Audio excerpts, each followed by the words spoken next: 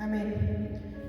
Bueno, pues vamos a disponer nuestro oído espiritual. El Señor penetre hasta lo más profundo de nuestros corazones, con lo que hoy por medio del pastor el Señor va a hablar a nuestras vidas, y démoslo por hecho que el Señor Jesús es el que va a ministrar a partir de este momento. Amén. Le pido al pastor que pase para que nos dé ese alimento que es fuente de vida. Amén, gloria a Dios.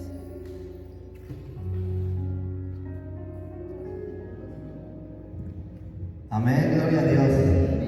¿Cómo está la amada iglesia? En Cristo. Gloria a Dios. Vamos a hacer una oración, hermanos, para dar inicio a esta segunda etapa del servicio, que es pues la administración de la palabra de Dios. Padre, te damos las gracias en el nombre de Jesucristo en esta hora, porque nos permitiste alabar, glorificar tu nombre, Señor, gozarnos, amado Dios Todopoderoso, y preparar la entrada, amado Dios, a esta palabra que tú vas a impartir. Te pedimos que permitas que sea de edificación a nuestra vida, Señor, y que a través de este alimento, Señor, tú nos permitas seguir siendo edificados, Señor, conforme a la palabra pura, conforme a la palabra santa, para de esa manera, Señor, nosotros cada día ser más y más conforme a tu imagen, en el nombre de Jesucristo. Amén. Amén. Gloria a Dios.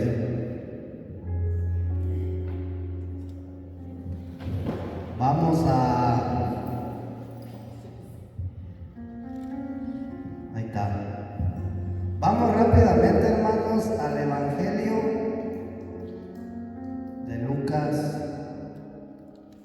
capítulo 24, versículo 27. Desde el Antiguo Testamento, hermano, la Escritura o la palabra de Dios nos ha revelado a Jesucristo, ¿sí?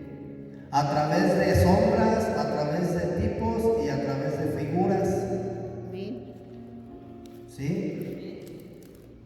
Quiere decir, hermano, que ya el Nuevo Testamento, Cristo es revelado como la realidad de todas las cosas. En el Nuevo Testamento, en esta era neotestamentaria, Cristo ya es una realidad para nosotros. Ya no es una sombra como lo fue para el pueblo de Israel. Sí, ya no es un tipo, una figura como lo fue para Adán. Para nosotros ya es una realidad. Y dice ahí, versículo 27, y comenzando desde Moisés. Gloria a Dios, está medio duda. ¿Sí se oye bien? Dice, y comenzando desde Moisés y siguiendo por todos los profetas. O sea, si te das cuenta que es una línea que viene trazando todas las escrituras. Y comenzando desde Moisés y siguiendo por todos los profetas, les explicaba claramente en todas las escrituras lo referente a él. Es decir, que el Señor Jesús les enseñaba a los discípulos a través del Antiguo Testamento y del Nuevo Testamento todo lo referente a él. Esto significa que ya desde el Antiguo Testamento el Señor Jesús era profetizado. Desde el Antiguo Testamento el Señor Jesús se manifestaba a través de sombras, ¿verdad? A través de tipos, a través de figuras. Y el Evangelio de Lucas muestra a través del Señor Jesús, de sus mismas palabras, ¿sí? Que tanto el Antiguo Testamento como el Nuevo Testamento habla de él. Es lo que el Señor Jesús le dice a los discípulos.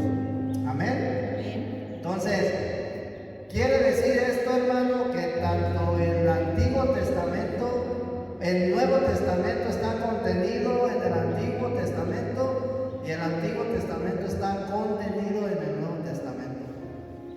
Amén. Amén. Gloria a Dios. ¿Cuál es el punto central, hermano, del Antiguo Testamento. Porque nosotros tenemos que saber que toda la Biblia tiene un punto central. ¿Sí? O sea, Dios, hermano, el propósito de Dios solamente es uno. Tanto en el Antiguo Testamento como en el Nuevo Testamento, el propósito de Dios es el mismo. No ha cambiado. Ahora, yo tengo que darme cuenta cuál es el punto central de la Biblia. Y el punto central del Antiguo Testamento y del Nuevo Testamento es el mismo. ¿Sí? Nosotros creemos, hermano, que el punto central del Nuevo Testamento es la salvación. ¿Sí o no? Porque así se nos ha enseñado. Se nos ha enseñado que la salvación es lo máximo que el hombre puede alcanzar. Y apenas es el principio, la salvación apenas es el principio de las riquezas de Cristo. Hay todavía algo más grande que la salvación. Entonces, el punto central, hermano, del Antiguo Testamento es Cristo mismo. Dice el apóstol Pablo ahí en Colosenses que Él es la centralidad del universo, que todo fue creado por medio de Él y para Él. Dice que todas las cosas por Él subsisten. ¿Sí? Él es el centro, Él es la circunferencia de todo el universo, Él es el cimiento de todo el universo. Él es el punto central del Antiguo Testamento, del Nuevo Testamento y de toda la Biblia. Amén. Entonces, esto es lo que el Señor Jesús confirma ahí en Lucas 24:27. De mí se hablaba en las enseñanzas de Moisés. De mí se hablaba cuando los profetas profetizaban. ¿Verdad que en el Antiguo Testamento, cuando los profetas profetizaban, hermano, ellos profetizaban a Cristo? Es lo que dice Lucas. Los profetas, hermano, no profetizaban como hoy en día. ¿Sí? Los profetas, hermanos, del Antiguo Testamento no profetizaban como nos profetizaron hace 8 días ahí en el servicio de Cultos Unidos. Ellos profetizaban a Cristo, su venida, a lo que Él venía al mundo. No profetizaban: vas a tener una gran iglesia llena de gente, un ministerio grande, Dios te va a dar el trabajo que tú quieres. Agárrate, ponte una silla atrás porque te vas a caer de las bendiciones que te van a llegar. Entonces, los profetas del día de hoy, hermanos, son bien astutos. Tocan las emociones y la iglesia se emociona. Y cuando yo veo que la iglesia, mira, hermano, fíjate,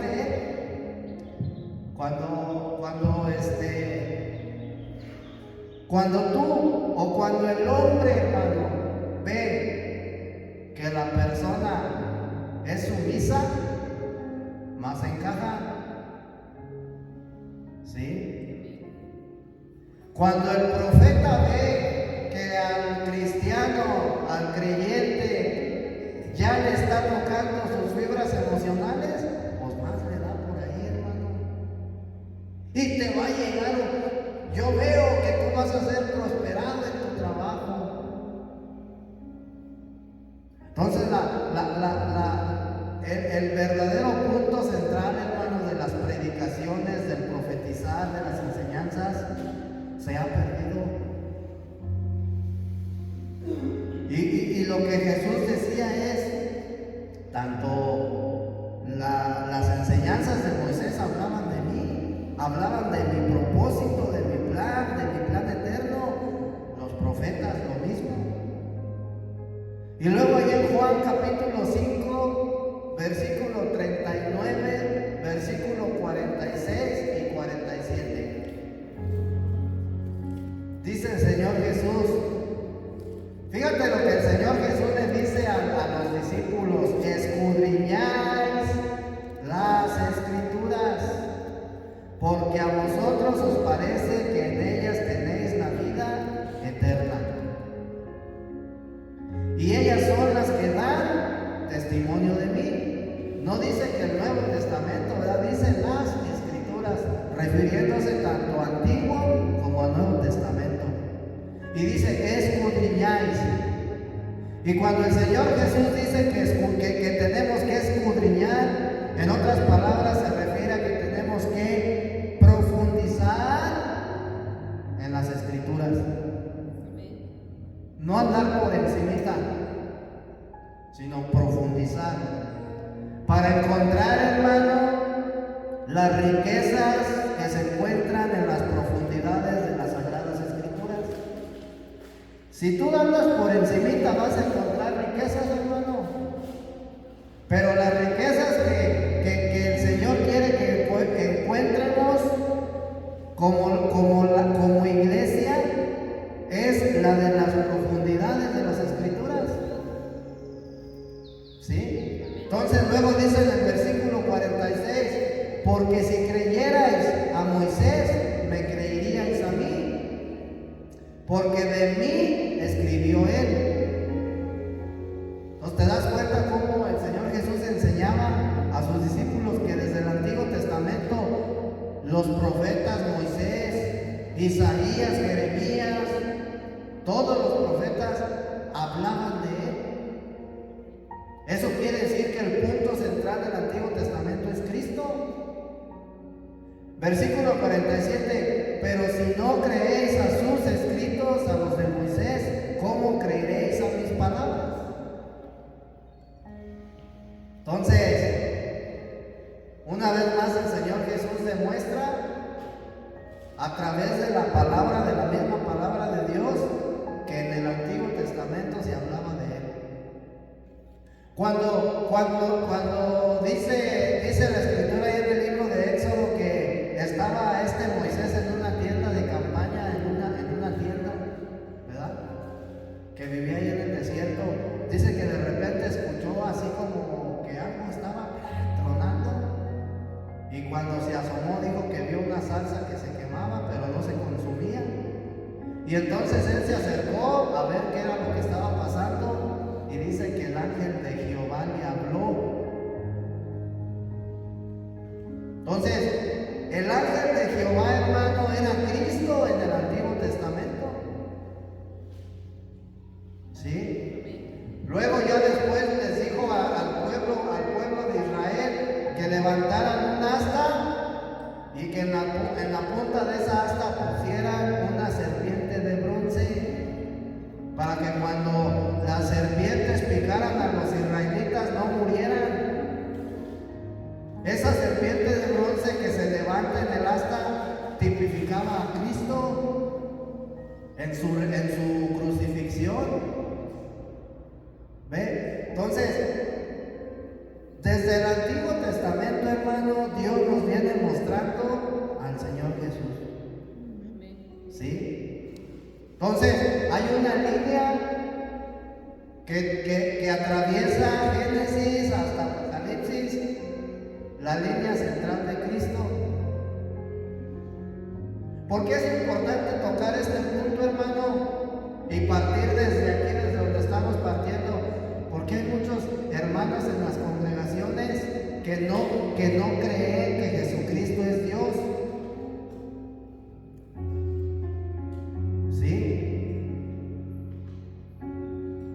Hay una doctrina, hermano, que se llama la Trinidad, la doctrina de los trinitarios.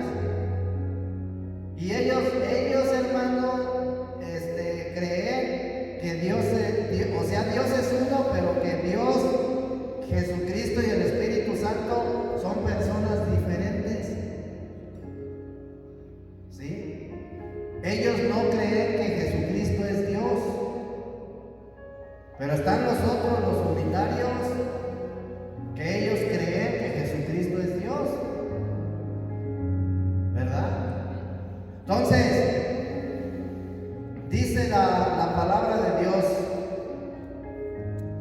que desde Génesis hasta Apocalipsis entonces hay una línea central de Cristo. Por eso es importante, hermano, lo que dijo el Señor Jesús: escudriña, introdúcete en las profundidades de la palabra de Dios para que se te sean reveladas todas las riquezas que se encuentran en las profundidades. Es como cuando tú te metes a una mina, entre más profundo excaves, hermano, vas a encontrar más riqueza, ¿verdad? Y la Biblia es lo mismo.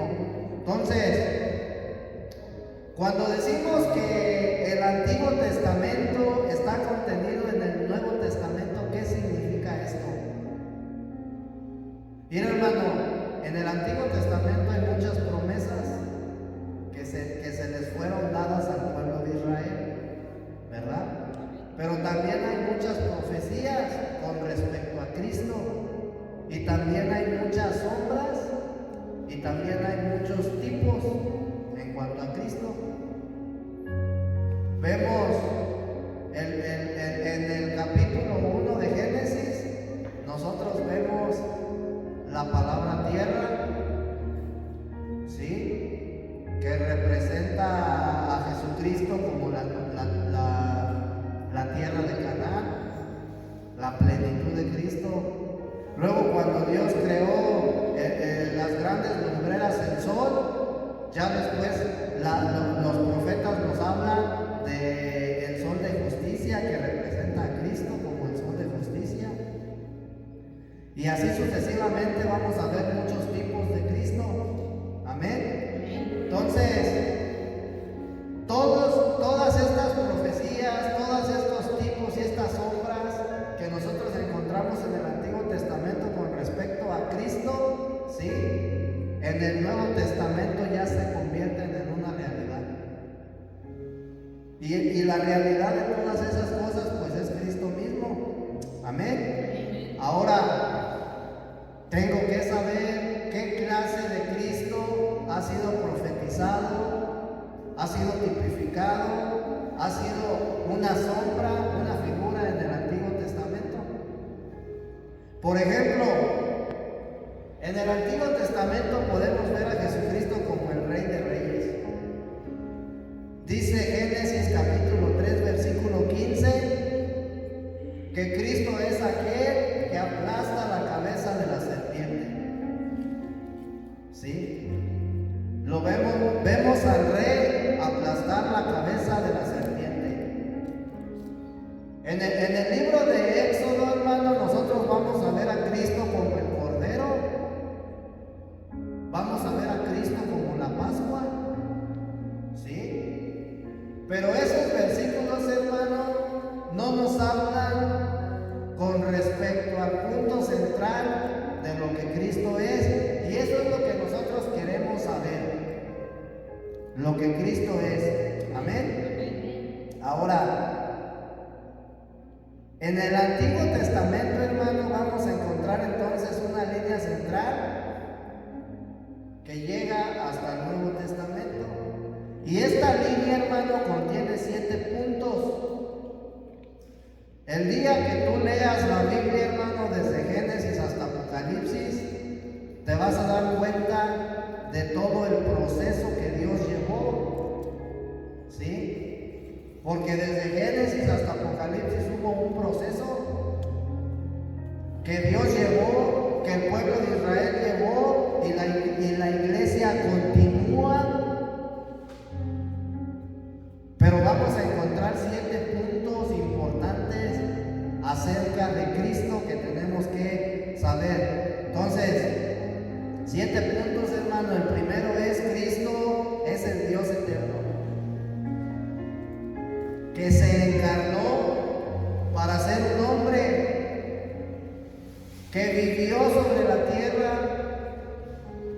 murió en la cruz, resucitó, ascendió y después descendió. Todo eso, hermano, tú lo vas a encontrar en toda la Escritura. Amén. Entonces, esos 7 puntos constituyen la línea central de Cristo, desde Génesis hasta Apocalipsis. Amén. Dios, Cristo es Dios eterno. Punto número 1. Punto número 2, Cristo se encarnó para ser un hombre. Eso te lo dice Juan 1:14. Punto número 3, Cristo vivió sobre la tierra. El 4, Cristo murió en la cruz. El punto 5, Cristo resucitó. El punto 6, Cristo ascendió. Y el punto 7, Cristo regresó, descendió. Amén. Ahora, ¿por qué a muchos hermanos en las iglesias no se les ha sido revelado esto? Porque no profundizan en las escrituras. Porque todo el tiempo nomás por encimita, hermano. Ahora, dice Miqueas, vamos a ver lo que dice el profeta Miqueas con respecto a Cristo. Fíjate, Miqueas 5, versículo 2.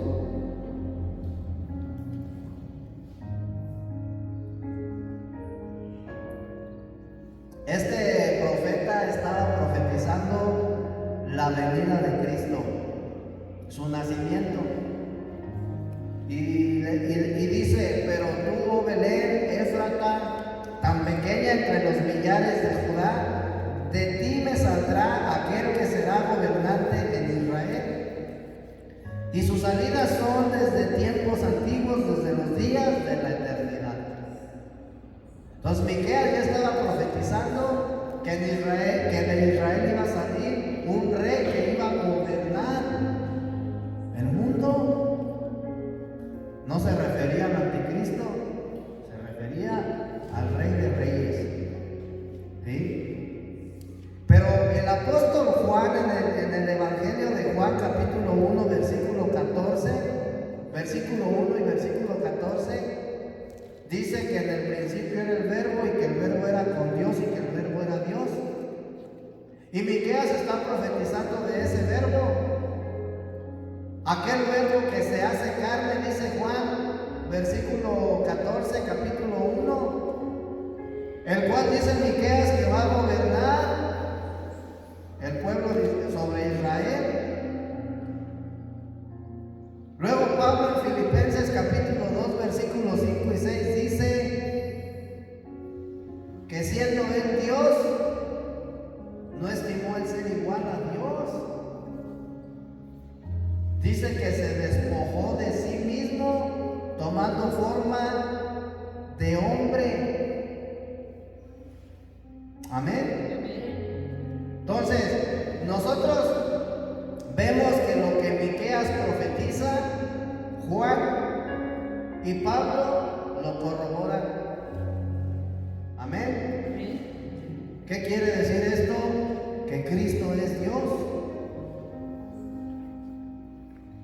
Cuando Juan dice que en el principio era el verbo, ¿sí? Aquel que habló en Génesis, porque todas las cosas fueron creadas por el verbo. ¿Sí saben lo que es el verbo? El verbo es el hablar de Dios. El verbo del cual habla Juan es el hablar de Dios. Es la palabra de Dios.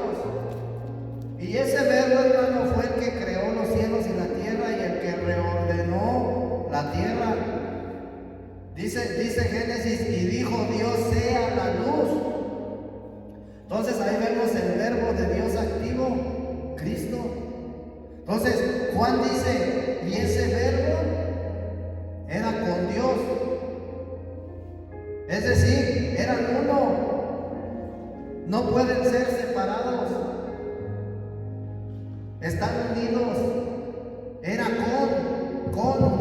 unido a Dios, era Dios. Y ese verbo se hizo carne. Versículo 14, y el verbo se hizo carne. Dios deja la eternidad, ¿sí? Y viene al tiempo como hombre, como hijo de Dios. Luego Mateo capítulo 2,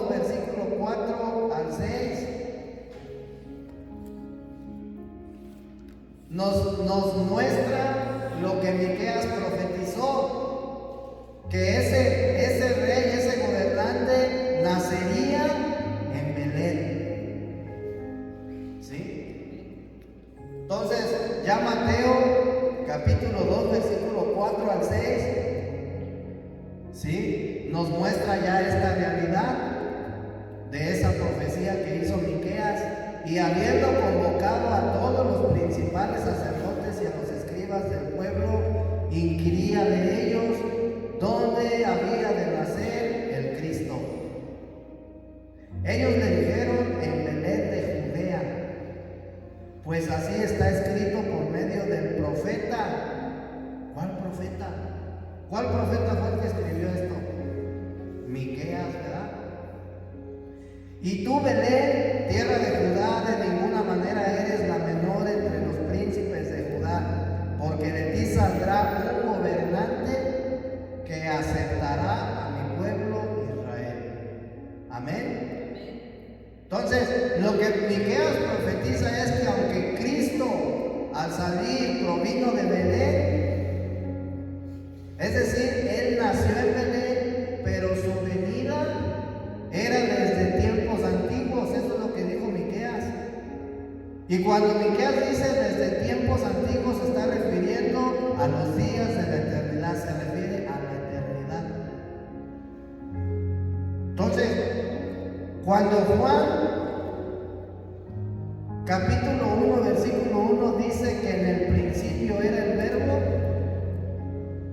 ese principio del cual está hablando Juan no es el mismo principio del cual habla Génesis. Génesis 1:1 dice que en el principio Dios creó los cielos y la tierra. Y Juan 1:1 dice que en el principio era el verbo. Aunque pareciera que el principio es el mismo, no es el mismo. El principio de Génesis es el principio del tiempo. Y el principio de Juan son los días de la eternidad, es decir, es en la eternidad. Entonces quiere decir que el verbo habitaba en la eternidad. El verbo era con Dios, el verbo era Dios. Y ese verbo se corporifica, nace en Belén para ser el rey del pueblo de Israel. Amén. Gloria a Dios. Isaías, otro profeta que profetizó en el Antiguo Testamento de Cristo. Capítulo 9, versículo 6 de Isaías. Y dice: porque un niño nos es nacido, un hijo nos es dado, y el gobierno está sobre su hombro. Y se llamará su nombre Maravilloso Consejero, Dios fuerte, Padre eterno, Príncipe de paz. Ese era el nombre de Jesús. Pero te das cuenta que Isaías profetiza que Él es el Dios fuerte, pero también es el Padre eterno. Es Dios. Cristo es Dios. Entonces, como niño que nos es nacido, Cristo es el Dios fuerte y el Padre eterno. Amén. Por eso, cuando los Reyes Magos, que eran astrólogos, ¿sí?, no los que leen las cartas y los que tienen que ver con el tarot y esas cosas, ellos estudiaban la astrología, el mover de los astros, ¿sí? Eran astrólogos estos reyes. Cuando ellos se dan cuenta, hermano, que nació el Hijo de Dios, ¿por qué se dieron cuenta? Porque en el cielo hubo una señal, una gran estrella, ¿sí? Y entonces cuando ellos ven esa estrella, ellos se dieron cuenta, ha nacido el Hijo de Dios. Vamos a llevarle unos regalos. Entonces ellos se iban guiando por la estrella, ¿verdad? Llegan a Belén.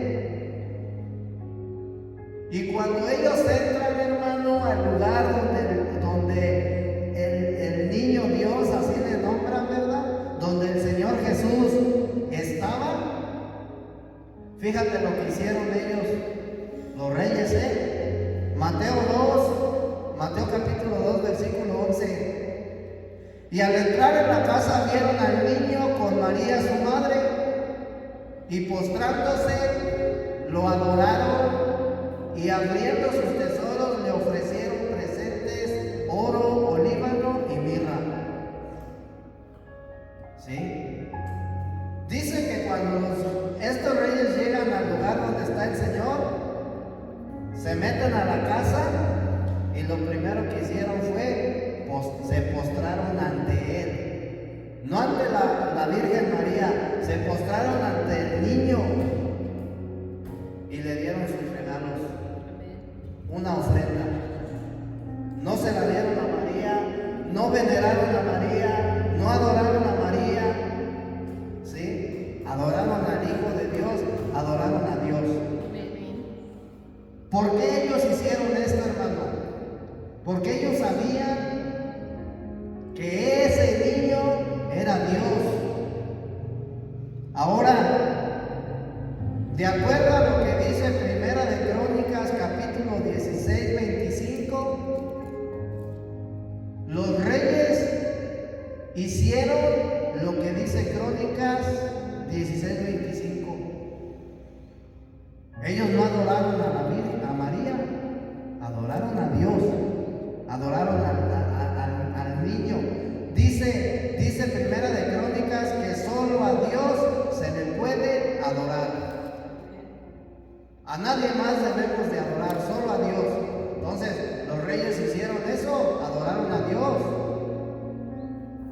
Amén. Ahora,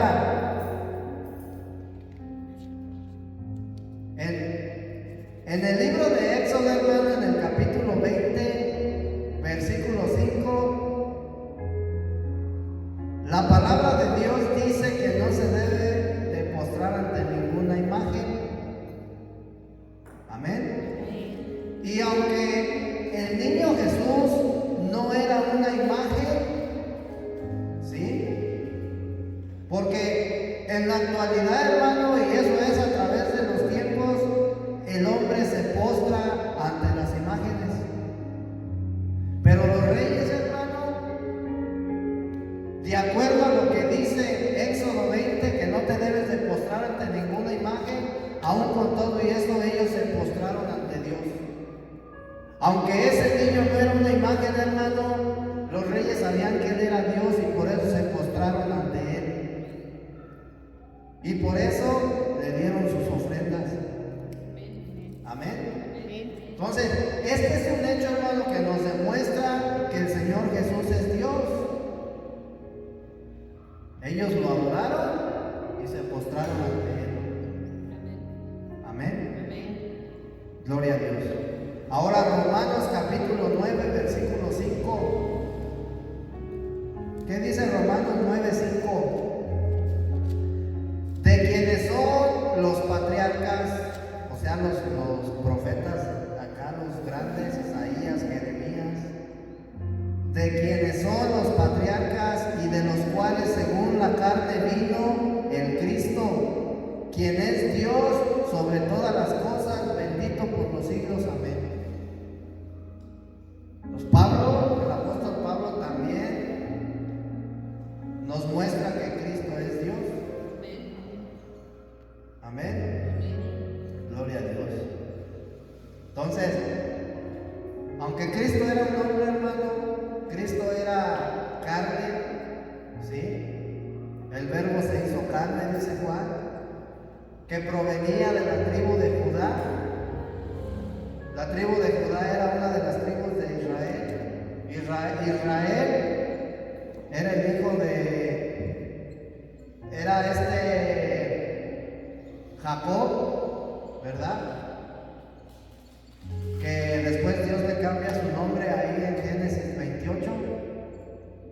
cambie el nombre de Jacob por Israel. Entonces, el Señor Jesús venía de una de las tribus de Israel, y aunque Él era carne, Él era Dios. ¿Sí? En vida, en naturaleza y en deidad. Amén. Entonces, dice Pablo, Él es Dios, por quienes sobre todas las cosas, Él es Dios, bendito para siempre. Amén. Gloria a Dios. Ahora, ya vimos que Dios, ¿verdad?, se encarnó, vino al mundo como hombre, como el Hijo de Dios. Pero ahora tengo que saber, hermana, con qué propósito, cuál es el propósito de que Él haya venido al mundo. ¿Sí? ¿Cuál es ese propósito? ¿Cuál es el propósito por el cual el Cristo, el Dios eterno, se hizo hombre? Vivió en la tierra. ¿Con qué propósito vivió en la tierra? ¿Con qué propósito murió en la cruz? ¿Con qué propósito Él resucitó? ¿Y con qué propósito ascendió a los cielos y después descendió? ¿Cuál es ese propósito? Para que el hombre fuera salvo. Es el principio. La salvación, hermano, es lo que te introduce a Cristo. Pero y una vez que tú estás introducido en Cristo, hermano, tú tienes que conocer las riquezas que hay dentro de Él. ¿Sí? Entonces, ¿por qué? ¿Cuál es el propósito entonces, la finalidad?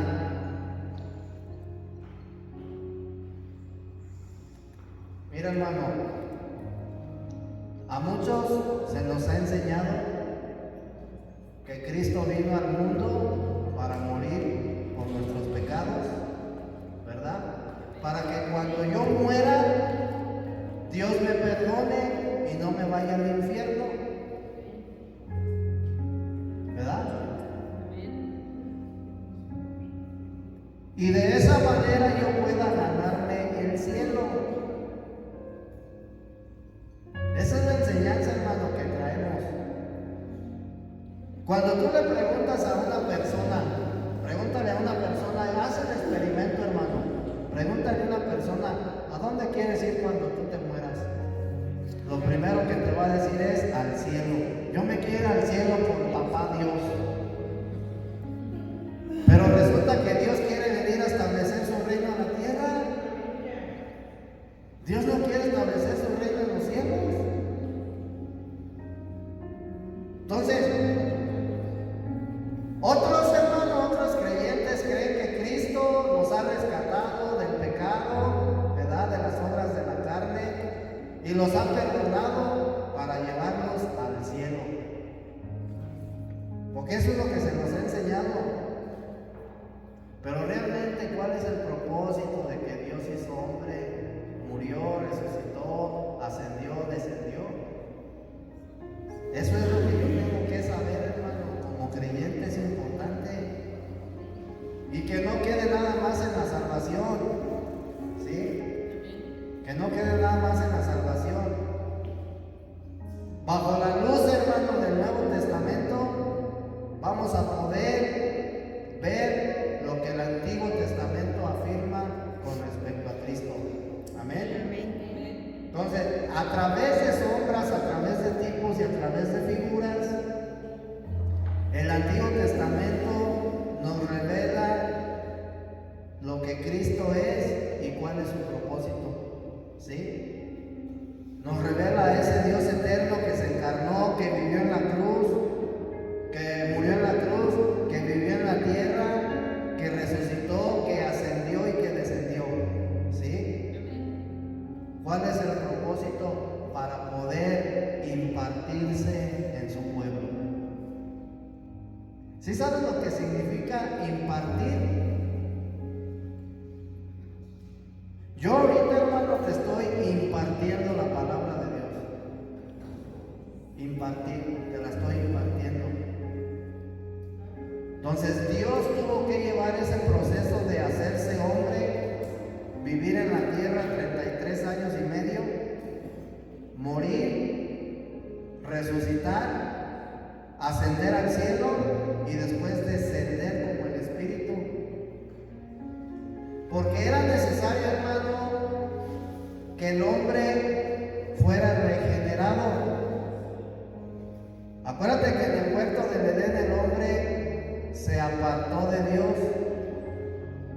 En el huerto del Edén el hombre murió espiritualmente. En el huerto del Edén el hombre recibió la naturaleza serpentina, la vida de Satanás, que nosotros hemos conocido como pecado. ¿Sí? Dice la Escritura, si no me equivoco, creo que es en Juan capítulo 8. Dice que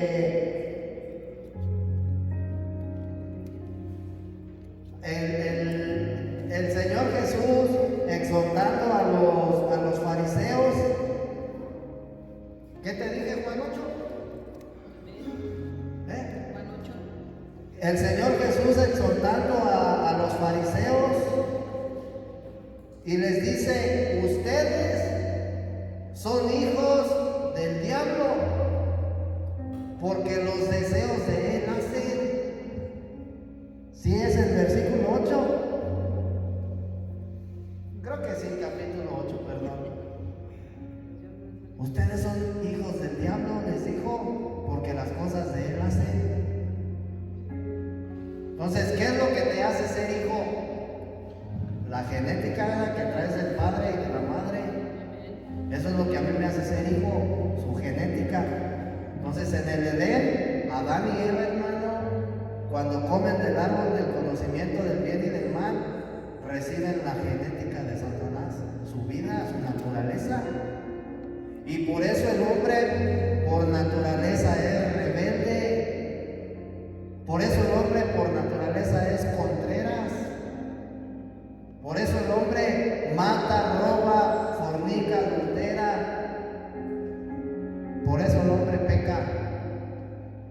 Entonces, lo que Dios hace, hermano, ¿sí? Porque el anhelo de Dios es volver al hombre a su estado original, para que el hombre pueda recibir la naturaleza de Dios. Entonces, Él dice: me tengo que hacer hombre,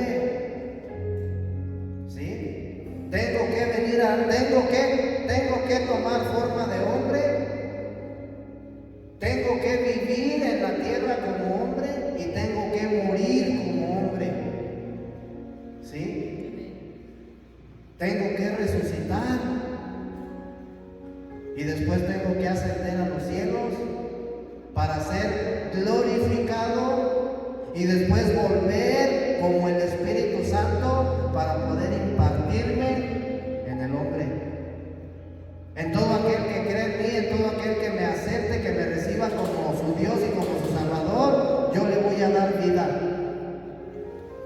Entonces, era necesario que Dios pasara por todo ese proceso para poder rescatar al hombre de esa condición y volverlo a su estado original.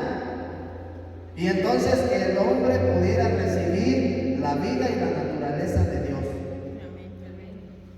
Y para que de esa manera, una vez que el hombre reciba la vida y la naturaleza de Dios, pueda vivir en el Espíritu y ya no en la carne. Amén.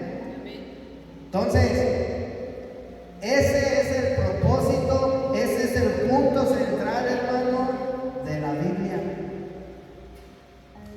Para eso vino Dios, para volvernos a Él, para que nosotros pudiéramos recibir la vida divina de Dios. Cuando llega alguien a tu vida, hermano, o cuando tú vas y le dices a alguien: ¿quieres recibir a Dios, al Señor Jesús como tu Dios y como tu Salvador? ¿Sí?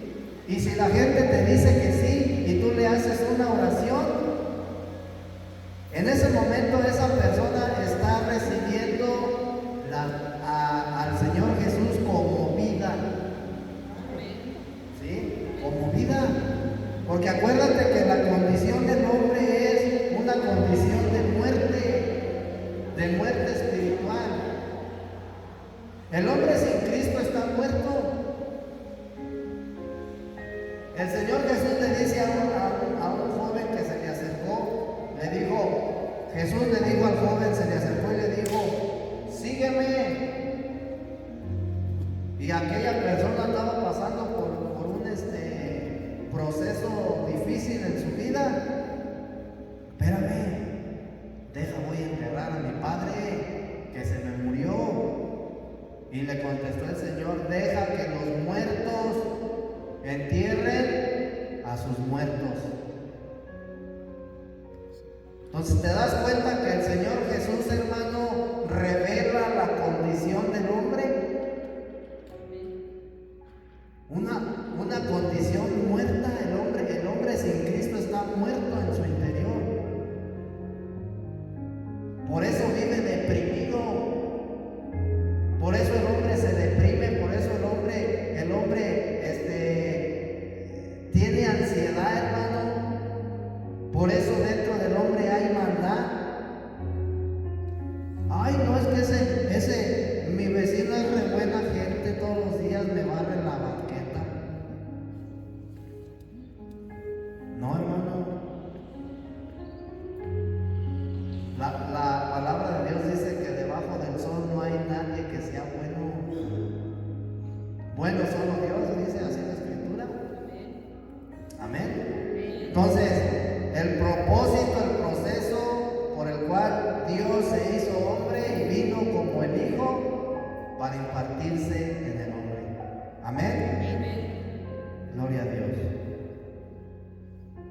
Para impartirse en el hombre, en su pueblo escogido, porque de esa manera solamente la iglesia puede ser producida. Si Dios no hubiera pasado ese proceso, hermano, la iglesia no existiría.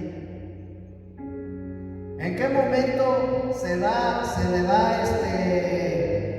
vida a la iglesia? En el libro de los Hechos, cuando dice que estaban todos reunidos, ¿verdad? Y que de repente se escuchó un estruendo y fuertes vientos y que descendió el Espíritu Santo como en forma de lenguas de fuego y se postró, dice, en cada uno de los discípulos y cada quien empezó a hablar en diferentes lenguas. Entonces, ahí se impartió Cristo como vida en el hombre. En ese momento se da inicio a la iglesia. ¿Sí? En ese momento, hermano, se da inicio al cuerpo de la cabeza. Y al día de hoy, hermano, desde el día de Pentecostés hasta el día de hoy, el cuerpo ha ido creciendo. ¿Sí? La iglesia ha ido creciendo. Amén. Gloria a Dios. Entonces, en el Antiguo Testamento no vamos a encontrar la palabra iglesia, pero sí la vamos a ver a través de una sombra o tipificada a través de Adán y de Eva, ¿verdad? O a través de Rebeca. Gloria a Dios. Ahí en Génesis 1:27 dice la palabra de Dios que creó Dios al hombre a su imagen. Creó Dios al hombre a su imagen, a imagen de Dios lo creó, varón y hembra los creó. Amén. ¿Por qué Dios creó al hombre a su imagen? Para impartirse en él, para que el hombre pudiera recibir a Dios en su interior. ¿Sí? Ahora, te voy a poner un ejemplo. Mira, hermano, fíjate este ejemplo que te voy a poner. Muchas de las veces nosotros nosotros decíamos, o quizás a lo mejor a veces lo seguimos diciendo, o la gente dice, es mi vida, ¿y qué? Yo hago con ella lo que yo quiero, yo vivo como se me dé la gana. Esa es una mentira, hermano, que nosotros nos hemos creído, porque tú no vives tu vida, ¿sí? Tú no vives tu vida, hermano. Le dijo Jesús a los fariseos, ustedes son hijos de su padre el diablo, porque las obras de él hacen. Yo vivo mi vida como se me dé la gana. Si tú vives mal, si tú no vives conforme a la voluntad de Dios, hermano, vives conforme a la voluntad del diablo, no hay de otra, pero tu vida no la vives tú. Cuando esa naturaleza se introdujo en el hombre empezó a vivir la vida de Satanás. Y vivía como Satanás quería que viviera.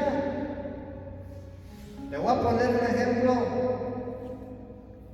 Un guante, hermano, fue diseñado ¿para que le eches agua? ¿Verdad que no? ¿Para qué fue diseñado el guante?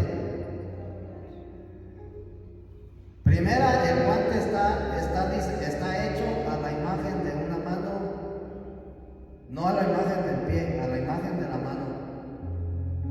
Pues haz de cuenta, hermano, que ese guante eres tú.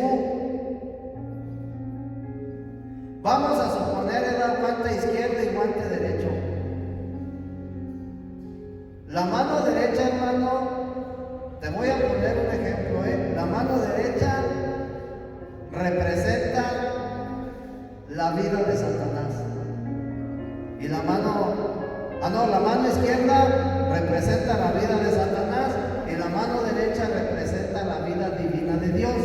Y el guante soy yo. ¿Sí? Cuando yo, hermano, introduzco la mano izquierda en el guante, ese guante, hermano, no va a ser lo que haga la mano derecha, va a ser lo que haga la mano izquierda. ¿Sí?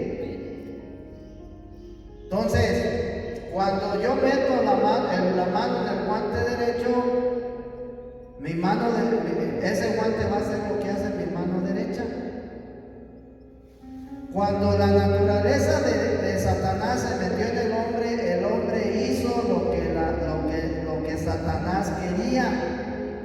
Pero cuando la naturaleza divina de Dios es introducida en el hombre tiene que ser preparado, tiene que ser capacitado para que haga la voluntad de Dios y deje hacer la voluntad de Él. Entonces, un guante, hermano, fue diseñado conforme a la imagen de mi mano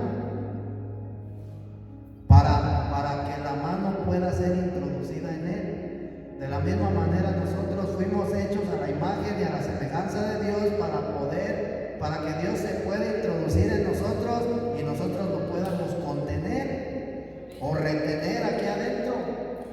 Amén. Amén. Gloria a Dios. El ejemplo del vaso es el mismo. Un vaso, hermano, es diseñado para contener algo. Entonces nosotros fuimos hechos a la imagen y a la semejanza, es decir, como un vaso o como un guante para contener a Dios en nuestro interior. Amén. Ese es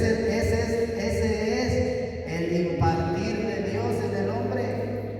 Ese es el propósito por el cual el hombre fue creado a la imagen y a la semejanza de Dios. Amén. Dice Pablo ahí en Romanos capítulo 9, versículo 23, para dar a conocer las riquezas de su gloria sobre los vasos de misericordia que Él preparó de antemano para gloria. Para dar a conocer las riquezas de su gloria, es decir, a Cristo. Dios te dio a conocer a Cristo. sobre los vasos de misericordia que Él preparó de antemano para gloria. Entonces, este tiempo, hermano, estaba predestinado. El día que tú recibiste al Señor Jesús en tu vida, ya estaba predestinado. En algún momento fuimos vasos de deshonra, pero el Señor nos ha convertido en vasos de honra y nos está procesando, nos está puliendo, nos está formando, ¿verdad? Entonces, el hombre fue hecho conforme a un vaso para contener la gloria de Dios en su interior. Y la gloria de Dios es Cristo mismo, es la vida de Dios, ¿sí? Y esa gloria es lo que hace que tú como creyente resplandezcas, ¿verdad? Esa gloria de Dios es lo que hace que tú seas luz en medio de las tinieblas. Esa gloria de Dios es lo que hace que tú seas sal, la sal de este mundo. Amén. Entonces, el hombre, hermano, el creyente, tiene que expresar la gloria de Dios. Tiene que expresar a Cristo. ¿Sí? El hombre fue creado para contener la gloria de Dios y expresarla. ¿Cuántos dicen amén? Gloria a Dios. Ahí en Génesis 1:27 dice que Dios nos hizo conforme a su imagen. ¿Sí? Y la palabra imagen, hermano, significa o indica que la intención de Dios es entrar en el hombre creado por Él, para que el hombre pueda vivir y experimentar a Cristo.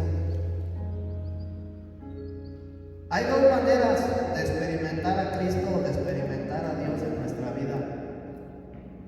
Una mala, equivocada, y una buena, correcta. ¿Cuál quieres que te diga primero? ¿Cuál? La buena, la correcta, experimentarlo, hermano, como vida, vivirlo. Tú puedes experimentar a Dios como vida, y cuando tú lo experimentas como vida, hermano, tú lo vas a expresar, o lo puedes experimentar como religión. Y cuando tú experimentas a Cristo, a Dios como religión, no lo vas a expresar. O sea, el anhelo de Dios es que lo expresemos, que lo vivamos, que lo disfrutemos. Amén. Gloria a Dios.